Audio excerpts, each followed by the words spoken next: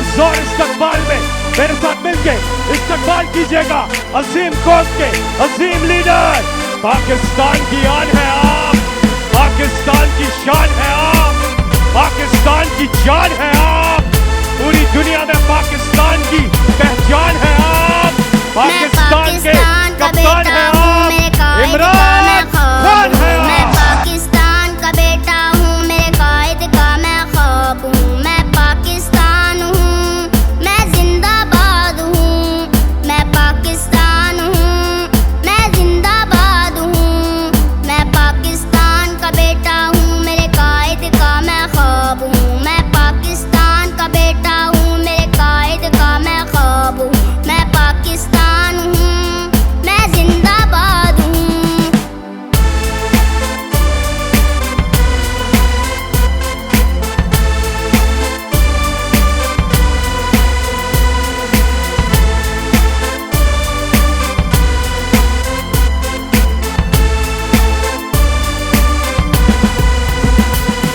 मेरे मुल्क के दुश्मन सुन ले तू, मैं अब तक शादबाद हूँ। मेरे मुल्क के दुश्मन सुन ले तू, मैं अब तक शादबाद हूँ। बिस्मिल्लाहिर्रहमानिर्रहीम।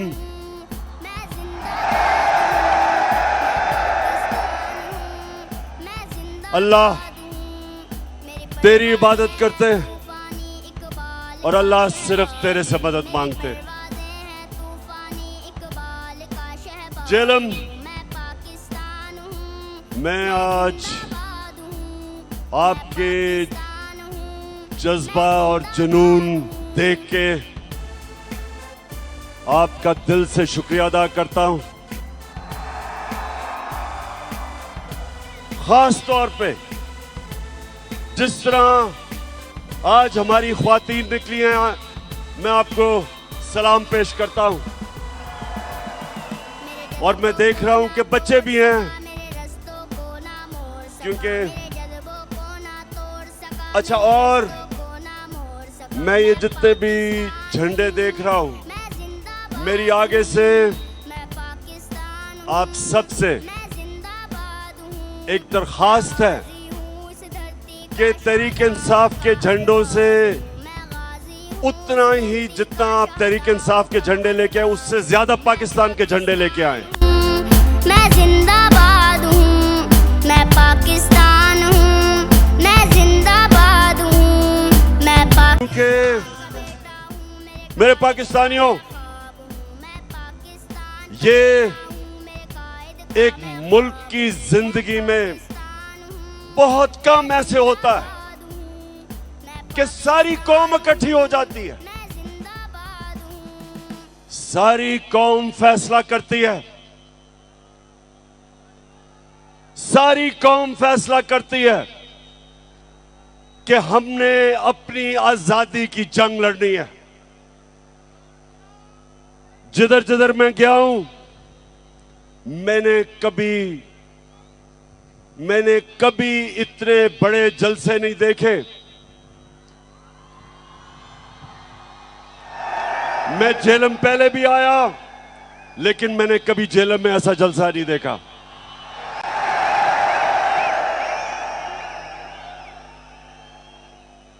और जेलम उसकी वजह कि अल्लाह ने हमारे पे खास करम किया है।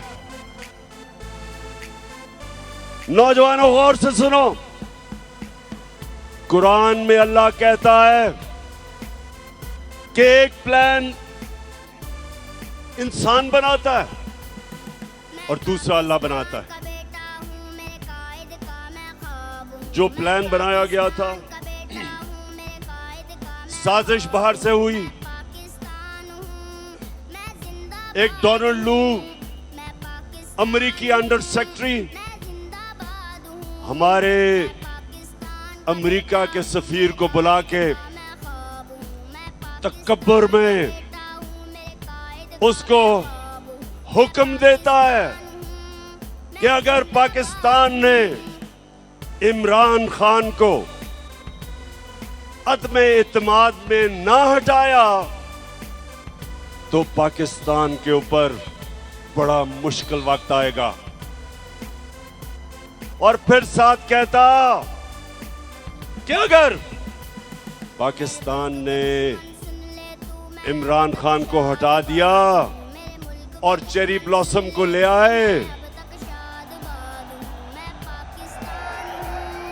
तो सब माफ कर दिया जाएगा। और फिर सारी साजिश होती है, यहां के मीर जाफर और मीर सादिक उसमें शिरकत करते हैं। 22 करोड़ की 22 करोड़ अवाम का मुंतखब हुकूमत वजीर आजम, उसको साजिश के तहत निकाला जाता है। और फिर जो असल इस मुल्क की तौहीन की जाती है कि मुल्क को जो 30 साल से इस मुल्क के बड़े बड़े डाकू जो इस मुल्क को लूट रहे थे उनको ऊपर मुसल्लत किया जाता है। और इसमें अल्लाह एक करम करता है हमारे पे कि हमारी कौम की गैरत जगा देता है, हमें बेदार कर देता है। उस कौम की जो कौम ला इलाहा इल्लल्लाह के नारे पे खड़ी हुई थी, बनी थी, उस कौम की खुददारी जगा देता है। मेरे पाकिस्तानियों, जितना भी हम अल्लाह का शुक्र अदा करें वो कम है, क्योंकि हमारी खुददारी को इस मुल्क के करप्ट और गद्दार लीडरों ने खत्म कर दिया था। बाहर की कुव्वतों के सामने घुटने टेके, बाहर से डिक्टेशन लिए, खुद तो उनमें गैरत नहीं थी, कौम की गैरत को भी नुकसान पहुंचाया। तो अल्लाह तेरा शुक्र अदा करता हूं आज मैं कि तूने मेरी कौम को जगा दिया है।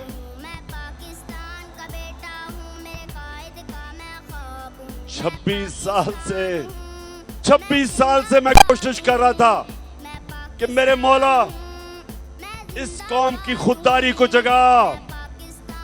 ये वो कौम थी जिसका नजरियाती लीडर इलामा इकबाल था, और इलामा इकबाल ने सारी उनकी शायरी एक ही चीज के लिए थी कि जो गुलाम मुसलमान कौम थी उनको जगाने की कोशिश की।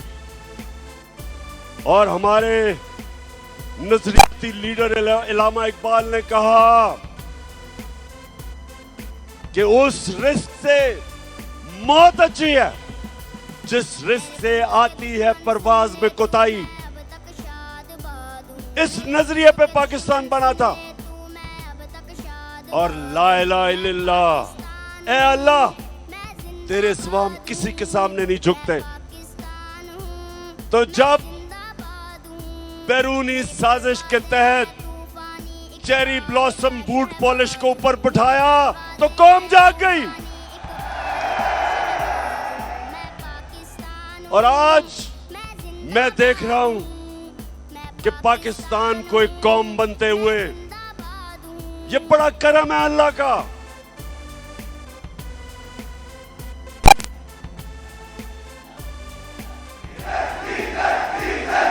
अच्छा, मैं जरा भी पहले बाकी बातों से पहले जरा डीजल पे आ जाऊं।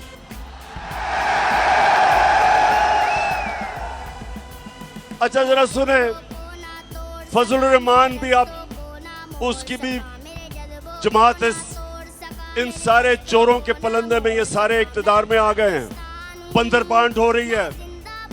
अब ये मैंने सोचा कि फजल रहमान तो बड़ा दीनी आदमी है, तो वो आके कोई तालीम की, एजुकेशन की मिनिस्ट्री संभालेगा। उसने एजुकेशन की मिनिस्ट्री नहीं संभाली, उसने कम्युनिकेशन की मिनिस्ट्री संभाली है, जिसके अंदर NH है, जिसमें सड़कें बनेगी और जिसमें पैसा बनेगा।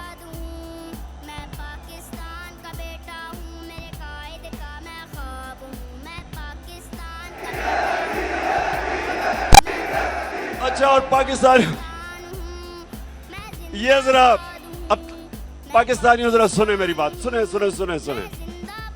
अब ये जो चोरों की कैबिनेट बनी है 60% जमानत पे हैं। किसी ने 18 कत्ल किए हुए हैं। शरीफ खानदान ने 40 अरब रुपए की चोरी का हिसाब देना है नैब में और FIA में। वो जरदारी उधर अरबों रुपए का उसने जवाब देना है, जो फेक अकाउंट्स में पैसे, एयान अली के भी उसी अकाउंट से पैसे जा रहे थे जिसमें बिलावल।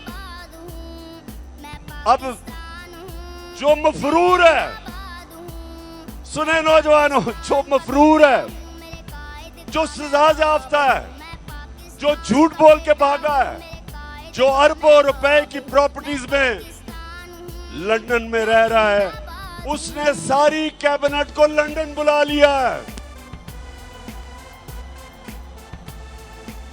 तो पाकिस्तानियों ये याद रखें कि ये सारे कैबिनेट लंदन जा रहे हैं आपके पैसे पे। ये अपने पैसे नहीं खर्च करेंगे, ये आपके पैसे पे जा रहे हैं और वहां जाके मफरूर साहब को मिलेंगे, सजा याफ्ता, कॉन्विक्ट, झूठा, बुज़दिल। हमेशा जब भी कोई मसला मुल्क से बाहर भाग जाता है, उससे जाके इंस्ट्रक्शंस लेंगे। ये है इस मुल्क की तौहीन और इसलिए कौम खड़ी हो गई है, इसलिए सारे पाकिस्तानी खड़े हो गए हैं। सारे पाकिस्तानियों ने फैसला कर लिया है, सब पाकिस्तानियों ने फैसला किया है कि इंपोर्टेड हुकूमत नामंजूर। मैं इंशाल्लाह 20 के बाद आपको इस्लामाबाद दावत दूंगा। पहले मैंने सोचा था कि इंशाल्लाह 20 लाख लोग इस्लामाबाद में पहुंचेंगे, लेकिन जो मैं अब लोगों में फिर रहा हूं, अब वो नंबर चला गया 25 लाख पे।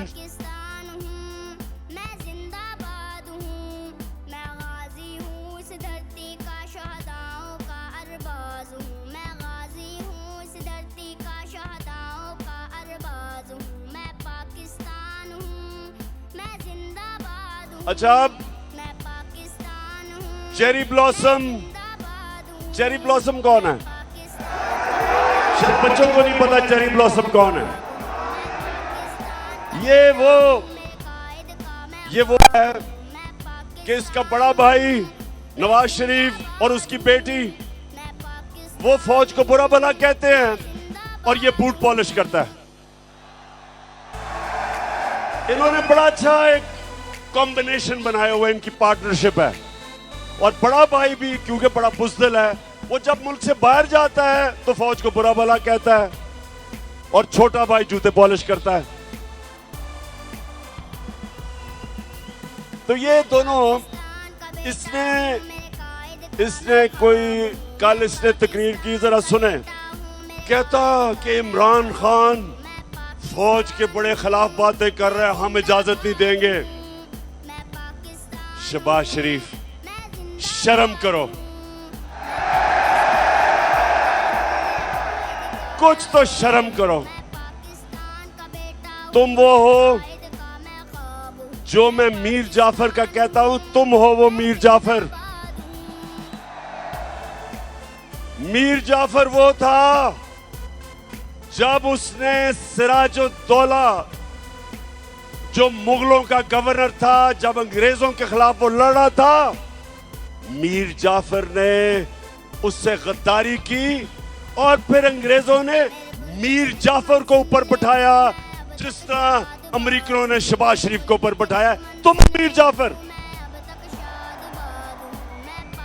और तुम्हारे इर्द गिर्द वो जो आसिफ जरदारी है, आसिफ जरदारी, तुम्हारा तो मैं ये कहूंगा कि जब गीदड़ की मौत आती है तो शहर की तरफ भागता है। मैं इंशाल्लाह सिंध आ रहा हूं और मैं अपनी कौम के सामने वादा कर रहा हूं कि सिंध को मैंने आसिफ जरदारी से आजाद करवाना है। जो सिंध के लोगों के ऊपर ये जुल्म कर रहा है, आसिफ जरदारी, तुम और वो जो तुम्हारा बेटा है, तैयार हो जाओ, मैं आ रहा हूं सिंध। जो तुमने सिंध को लूटा है, लॉन्चों के अंदर जहाजों में भर भर के डॉलर्स तुमने दुबई भेजे हैं, मैं सब जानता हूं। तुमने जो पाकिस्तान से बाहर पैसा भेजा है, ये जो तुम आप आ गए ऊपर, मैंने तुम्हें कहा था कि मैं जब इक्तदार से निकलूंगा मैं ज्यादा खतरनाक बनूंगा तुम्हारे लिए।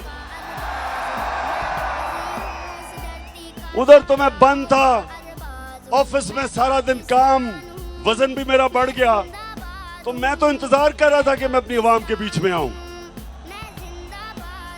और मैं अल्लाह का शुक्र अदा करता हूं कि जिस तरह मेरी आवाम मेरे साथ खड़ी हुई है, अल्लाह तेरा लाख लाख शुक्र है।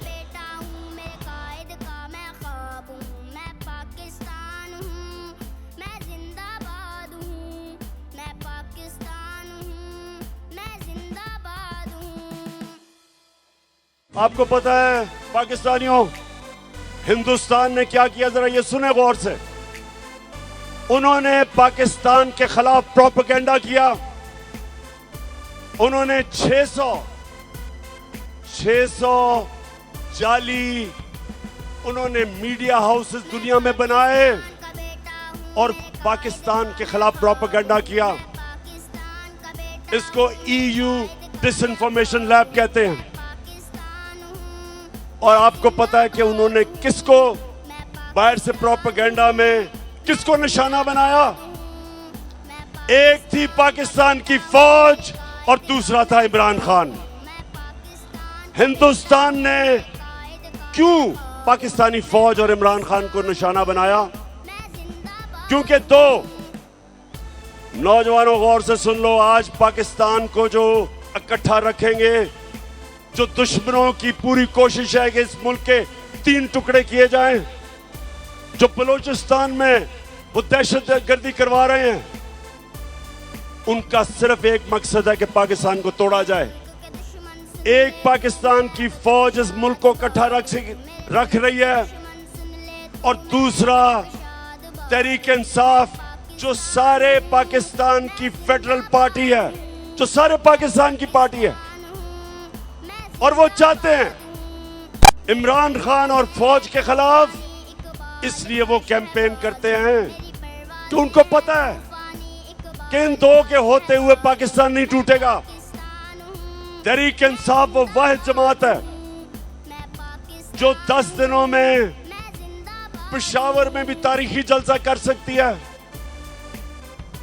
मज़ार-ए-क़ाइद कराची में भी तारीखी जलसा कर सकती है और मीनार पाकिस्तान को भी भर सकती है 10 दिनों के अंदर। और आज झेलम में भी तारीखी लोग इस तादाद में आए, एबटाबाद में भी आए और मियां वाले में भी आए। वो सिर्फ एक जमात कर सकती है, वो तहरीक इंसाफ है। बाकी ये मिलके भी सारे, ये जो चोरों का पलंदा है, ये मिल भी जाए तो मीनारे पाकिस्तान में पूरा जोर लगा के थोड़ा सा भी जलसी भी नहीं कर सके। तो जब शहबाज शरीफ तुम ये कहते हो कि इमरान खान ने फौज की तनकीद की, शर्म करो।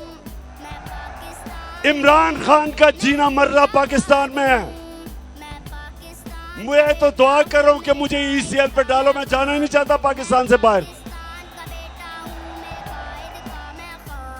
मेरा 20 साल मैंने बाहर क्रिकेट खेली, प्रोफेशनल क्रिकेट खेली, पैसा बनाया, लंदन में फ्लैट खरीदा, सब कुछ बेच के मेरा सब कुछ मेरे मुल्क में है, जीना मरना मेरे मुल्क में है। और ये जरा सुने, ये शरीफ करप्ट खानदान, पहले नवाज शरीफ, उसको जब जनरल मुशर्रफ ने मुल्क से बाहर, जैसे उसने सऊदी अरेबिया भेजा, लेटर साइन, मुआहदा साइन करके सऊदी अरेबिया गया, झूठ बोलता रहा मैंने नहीं कोई साइन किया। फिर उधर से लंदन पहुंच गया, 8 साल मुल्क से बाहर। जरदारी जेल से निकला, वो सीधा लंदन और अमेरिका पहुंच गया, और अब वापस आए। दोनों ने एनआरओ लेके वापस आए, दोनों ने लूटना शुरू किया। अब ये सुने, मैंने अभी तक जब 3.5 साल में एक निजी दौरा नहीं किया, मैं सारा वक्त पाकिस्तान में था। नवाज शरीफ ने 24 निजी दौरे किए लंदन के, जरदारी ने 50 निजी दौरे किए दुबई के। यानी ये सारा वक्त हुकूमत तो पाकिस्तान की करना चाहते हैं। पैसे बाहर हैं, बच्चे बाहर हैं, ईदें बाहर हैं, इलाज बाहर है, बैंक अकाउंट्स बाहर हैं, प्रॉपर्टीज बाहर हैं। और तुम शहबाज शरीफ कह रहे हो कि इमरान खान फौज के खिलाफ बात कर रहा है। तुम्हारा जो नवाज शरीफ था, हिंदुस्तान में जाके पहले तो मिला जब नरेंद्र मोदी के भागा गया उसके जूते पॉलिश करने, तो कश्मीरी हुर्रियत लीडर्स को ही नहीं मिला। डर के उससे अपने फॉरेन ऑफिस को कहा कि कोई हिंदुस्तान की तनकीद ना हो। उधर जो डॉन लीग्स में क्या था, हिंदुस्तान को पैगाम पहुंचाता है कि जी मैं तो दोस्ती करना चाहता हूं, पाकिस्तान की फौज नहीं करना चाहती। नरेंद्र मोदी कहता कि पाकिस्तान का जो सिपा सलार है उस वक्त रहील शरीफ, कहता वो दहशतगर्द है, लेकिन नवाज शरीफ हमारा दोस्त है। मेरे दौर में मोदी ने यह क्यों नहीं कहा? वो मेरी फौज के खिलाफ उसकी जुर्रत नहीं थी बात करने की, क्योंकि मैं नरेंद्र मोदी को कहता था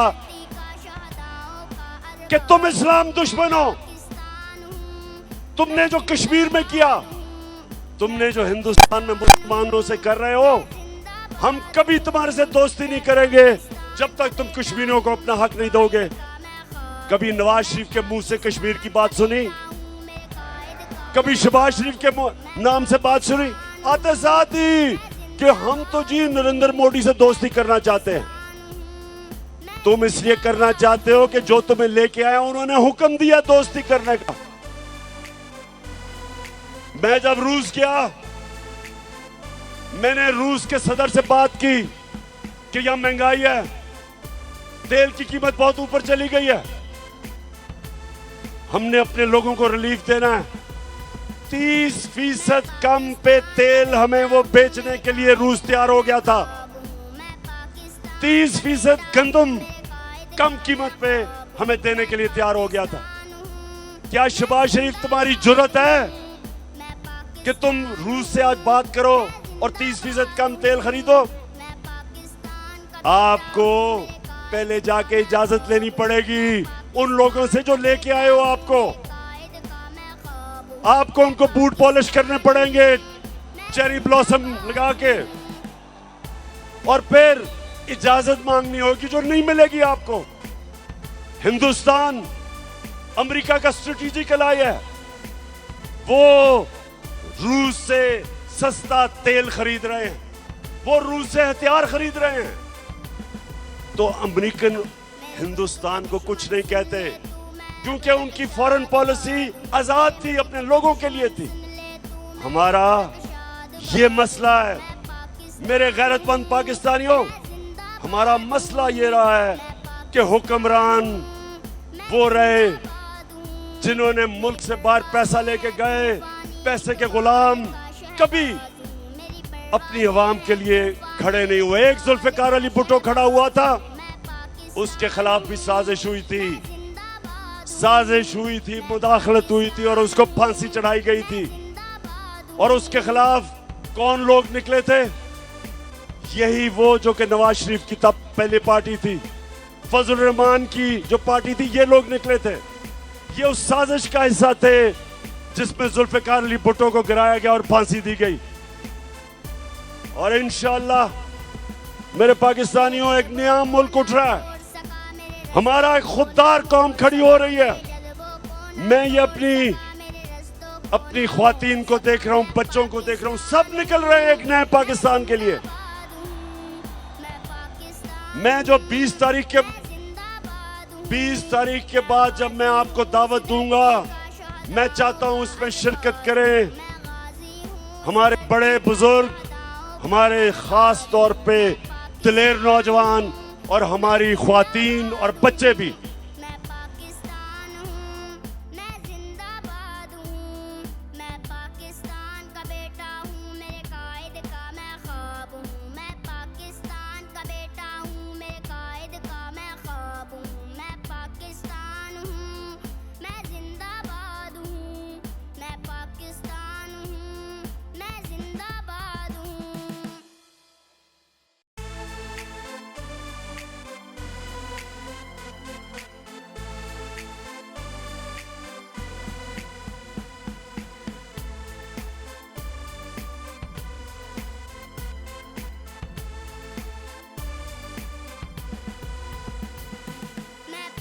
पाकिस्तान का बेटा हूँ, मेरे कायद का मैं ख्वाब हूँ। मैं पाकिस्तान का बेटा हूँ, मेरे कायद का मैं ख्वाब हूँ। मैं पाकिस्तान हूँ, मैं जिंदाबाद हूँ, मैं पाकिस्तान हूँ, मैं जिंदाबाद हूँ।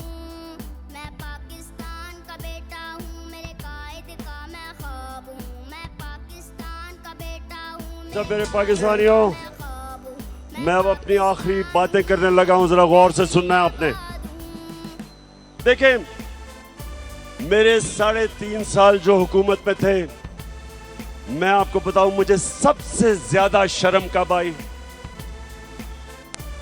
जब मुझे बाहर जाके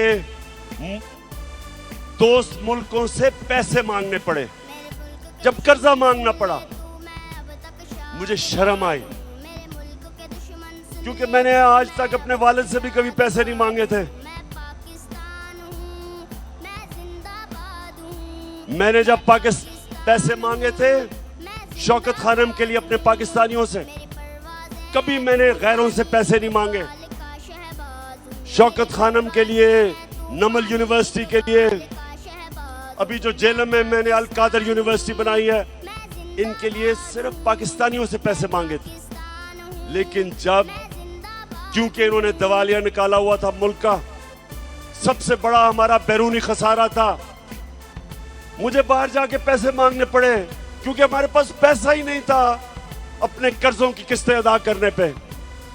तो मैं आपको यकीन दिलाता हूं कि इससे शर्मनाक बात नहीं है जब एक मुल्क का सरबराह किसी और मुल्क के सामने जाके कर्जे मांगता है, पैसे मांगता है। आप सब जानते हैं कि अगर आप अपने माँ बाप से भी पैसे मांगते हैं, एक बच्चा नहीं मांगता दूसरा मांगता है, तो माँ बाप भी उस बच्चे की ज्यादा इज्जत करते हैं जो पैसे नहीं मांगता, जो खुददार होता है। माँ बाप भी तो सोचे कि गैरों के सामने हाथ फैलाना। तो ये जब चेरी ब्लॉसम ने कहा कि जी हम तो भिखारी हैं और गुलाम हैं, और एक और इनके रंगबाज सियालकोट से कहता कि जी हम तो लाइफ सपोर्ट मशीन पे हैं।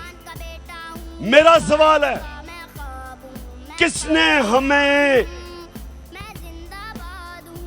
हमें मकरूज किया? 30 साल से ये दो खानदान इस मुल्क पर हुकूमत कर रहे हैं। 30 साल से, 30 साल में ये अरबोपति बन गए, इनके बार प्रॉपर्टीज, फ्लैट्स, जायदादें, ऑफशोर अकाउंट्स, और मुल्क को क्रूज कर दिया। मैं तो सिर्फ 3.5 साल हुकूमत की है। तो सवाल मैं ये पूछता हूं कि जब कहते हो कि बेकारी हैं तो हमें तो गुलामी करनी पड़ती है, हमें बेकारी बनाया किसने? किसने इस मुल्क से पैसा चोरी करके बाहर लेके गए? वो लोग जो हमारे मेहनतकश पाकिस्तानी 14-14, 18-18 घंटे काम करके इस मुल्क में पैसा भेजते हैं, रेमिटेंसेस भेजते हैं, वो मेहनतकश के खून पसीने पे आज हमारा मुल्क चल रहा है। और ये डाकू यहां से मनी लॉन्ड्रिंग, पैसा चोरी करके मुल्क पैसा बाहर भेजते हैं। तो बेकारी बनाया किसने? आपने। और कौन इससे मुल्क को निकालेगा?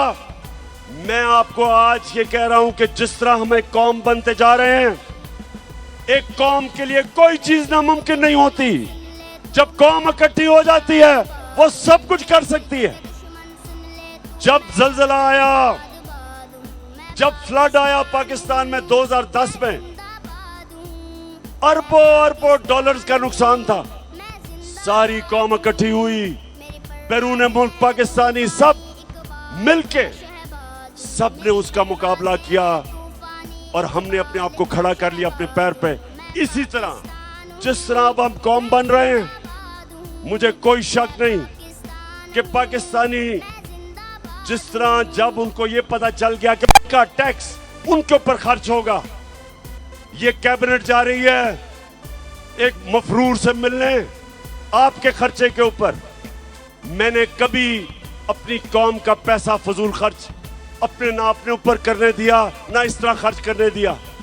और जब कौम को यकीन हो जाएगा हम कौम बन जाएंगे, हम टैक्स भी इकट्ठे करेंगे, हम अपने कर्जे भी दे देंगे, हमारे पास इतना पैसा होगा कि हम अपने बच्चों की तालीम स्कूलों पे, यूनिवर्सिटीज पे हम इस मुल्क को खड़ा करेंगे। और वो तब होगा जिस तरह अब हम कौम बन रहे हैं। और मैं इसलिए आज जेलम आया था अल्लाह का शुक्र अदा करना कि मेरे अल्लाह आपने मेरी कौम को जगा दिया, बेदार कर दिया, शऊर पैदा कर दिया, खुददार बना दिया, कौम की गैरत को जगा दिया। और इंशाअल्लाह 20 के बाद जब मैं आपको कॉल दूंगा, एक हमारी डिमांड होगी, इलेक्शन करवाओ और इम्पोर्टेड हुकूमत नामंजूर।